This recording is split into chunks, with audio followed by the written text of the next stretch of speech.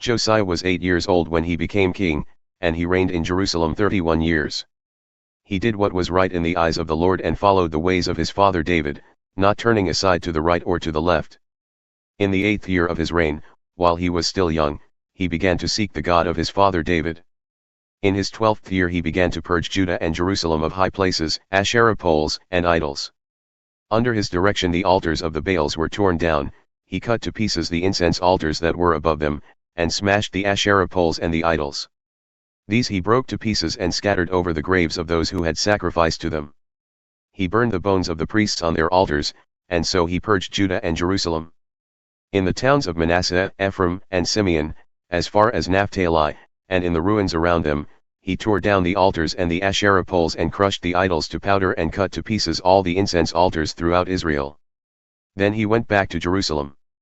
In the 18th year of Josiah's reign, to purify the land and the temple, he sent Shaphan son of Azaliah and Maaseiah the ruler of the city, with Joah son of Joahaz, the recorder, to repair the temple of the Lord his God. They went to Hilkiah the high priest and gave him the money that had been brought into the temple of God, which the Levites who were the gatekeepers had collected from the people of Manasseh, Ephraim and the entire remnant of Israel and from all the people of Judah and Benjamin and the inhabitants of Jerusalem. Then they entrusted it to the men appointed to supervise the work on the Lord's temple. These men paid the workers who repaired and restored the temple. They also gave money to the carpenters and builders to purchase dressed stone, and timber for joists and beams for the buildings that the kings of Judah had allowed to fall into ruin. The workers labored faithfully. Over them to direct them were Jahath and Obadiah, Levites descended from Merari, and Zechariah and Meshullam, descended from Kohath. The Levites, all who were skilled in playing musical instruments, had charge of the laborers and supervised all the workers from job to job. Some of the Levites were secretaries, scribes, and gatekeepers. While they were bringing out the money that had been taken into the temple of the Lord, Hilkiah the priest found the book of the law of the Lord that had been given through Moses. Hilkiah said to Shaphan the secretary, "I have found the book of the law in the temple of the Lord." He gave it to Shaphan. Then Shaphan took the book to the king and reported to him, "Your officials are doing everything that has been committed to them. They have paid out the money that was in the temple of the Lord and have entrusted it to the supervisors and workers."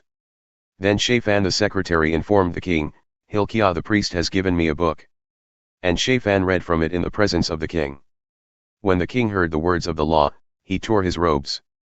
He gave these orders to Hilkiah, Ahikam son of Shaphan, Abdon son of Micah, Shaphan the secretary and Asaiah the king's attendant, "Go and inquire of the Lord for me and for the remnant in Israel and Judah about what is written in this book that has been found. Great is the Lord's anger that is poured out on us because those who have gone before us have not kept the word of the Lord, they have not acted in accordance with all that is written in this book."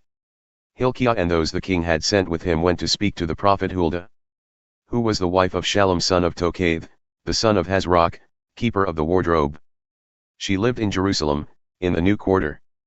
She said to them, "This is what the Lord, the God of Israel, says, Tell the man who sent you to me, this is what the Lord says, I am going to bring disaster on this place and its people, all the curses written in the book that has been read in the presence of the king of Judah.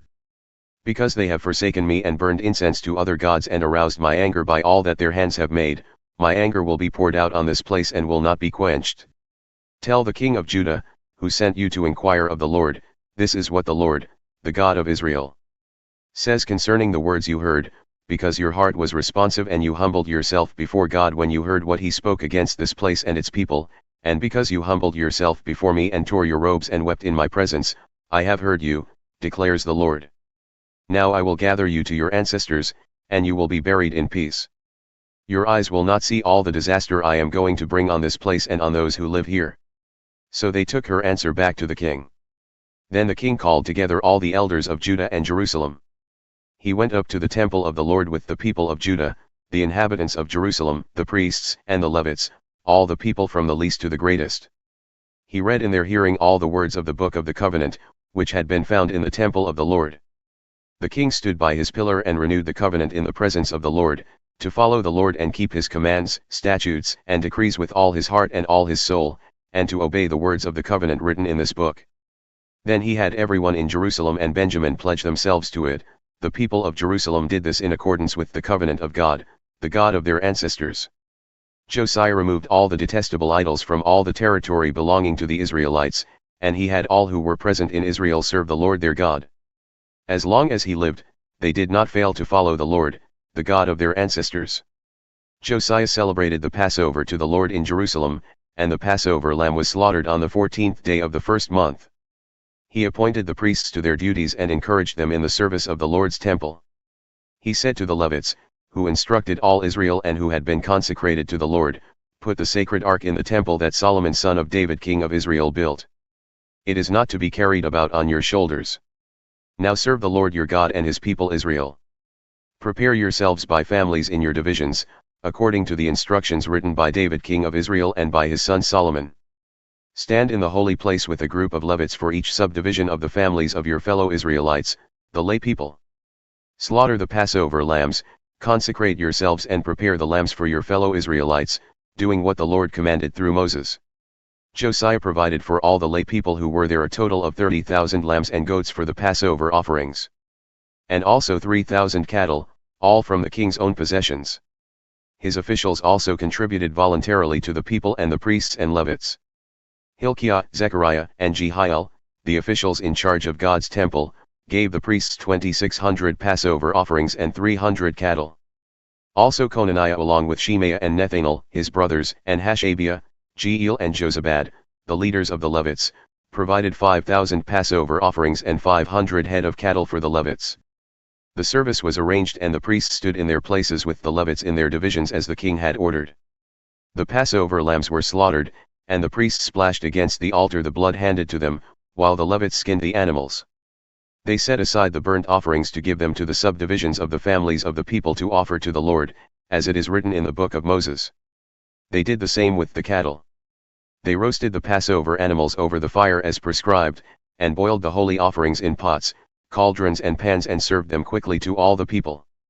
After this, they made preparations for themselves and for the priests, because the priests, the descendants of Aaron, were sacrificing the burnt offerings and the fat portions until nightfall. So the Levites made preparations for themselves and for the Aaronic priests. The musicians, the descendants of Asaph, were in the places prescribed by David, Asaph, Heman, and Jeduthun the king's seer. The gatekeepers at each gate did not need to leave their posts, because their fellow Levites made the preparations for them. So at that time the entire service of the Lord was carried out for the celebration of the Passover and the offering of burnt offerings on the altar of the Lord, as King Josiah had ordered. The Israelites who were present celebrated the Passover at that time and observed the festival of unleavened bread for 7 days.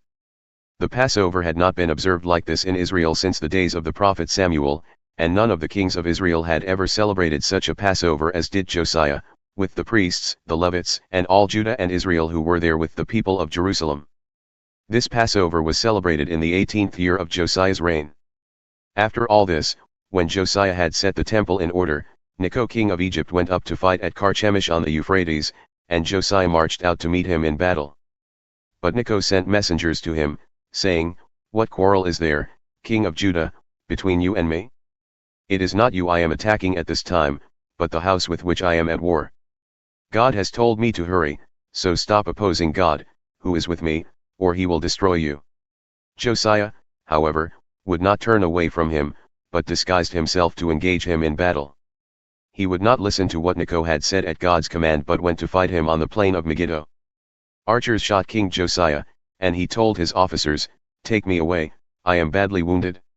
So they took him out of his chariot, put him in his other chariot and brought him to Jerusalem, where he died. He was buried in the tombs of his ancestors, and all Judah and Jerusalem mourned for him. Jeremiah composed laments for Josiah, and to this day all the male and female singers commemorate Josiah in the laments. These became a tradition in Israel and are written in the laments.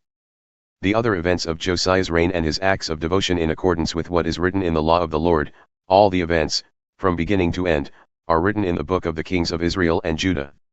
And the people of the land took Joahaz son of Josiah and made him king in Jerusalem in place of his father. Joahaz was 23 years old when he became king, and he reigned in Jerusalem 3 months. The king of Egypt dethroned him in Jerusalem and imposed on Judah a levy of 100 talents of silver and a talent of gold. The king of Egypt made Eliakim, a brother of Joahaz, king over Judah and Jerusalem and changed Eliakim's name to Jehoiakim.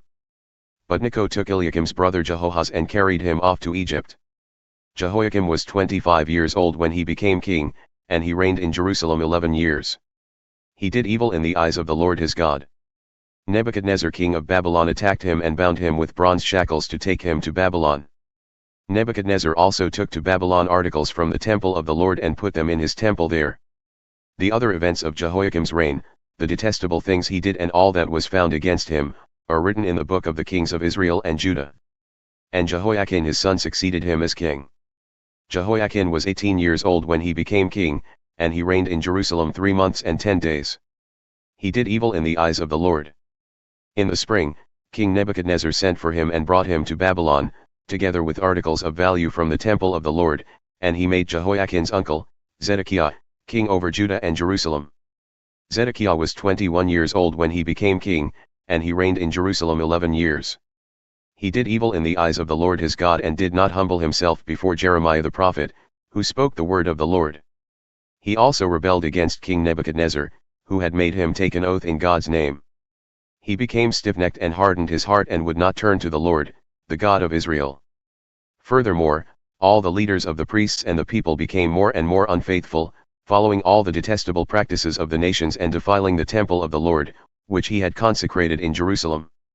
The Lord, the God of their ancestors, sent word to them through his messengers again and again, because he had pity on his people and on his dwelling place. But they mocked God's messengers, despised his words and scoffed at his prophets until the wrath of the Lord was aroused against his people and there was no remedy. He brought up against them the king of the Babylonians, who killed their young men with the sword in the sanctuary, and did not spare young men or young women, the elderly or the infirm. God gave them all into the hands of Nebuchadnezzar. He carried to Babylon all the articles from the temple of God, both large and small, and the treasures of the Lord's temple and the treasures of the king and his officials.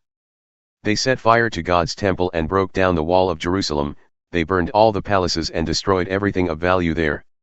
He carried into exile to Babylon the remnant, who escaped from the sword, and they became servants to him and his successors until the kingdom of Persia came to power. The land enjoyed its Sabbath rests, all the time of its desolation it rested, until the 70 years were completed in fulfillment of the word of the Lord spoken by Jeremiah.